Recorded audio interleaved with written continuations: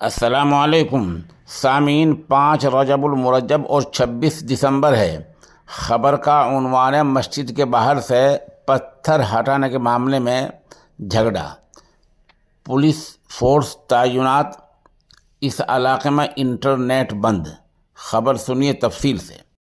راجدھانی جے پور کے پاس قصبہ چیموں میں گزشتہ دیر رات یعنی آدھی رات کے بعد اس وقت فرقہ وارانہ تناؤ پھیل گیا جب بس اڈے کے پاس واقع ایک مسجد کے باہر سے پتھر ہٹانے کی کارروائی چل رہی تھی۔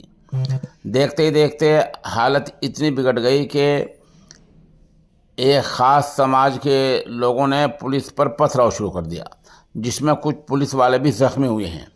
یہ بیان پولیس کا ہے، پولیس حکام کا ہے، ہمیں نہیں پتہ صحیح ہے یا غلط ہے۔ اطلاع کے مطابق مسجد کے باہر لمبے وقت سے پڑے پتھروں کو آپسی رضامندی سے ہٹانے کا کام شروع ہوا تھا۔ شروع میں سب کچھ شانتی اور امن کے ساتھ چل رہا تھا، لیکن اچانک کچھ لوگوں نے مخالفت شروع کر دی اور دیکھتے ہی دیکھتے جھگڑا اتنا بڑھ گیا کہ حالات تناؤ والے ہو گئے۔ رات تقریباً 2 بجے کچھ لوگوں نے پولیس کو نشانہ بنا کر پتھر بازی کی۔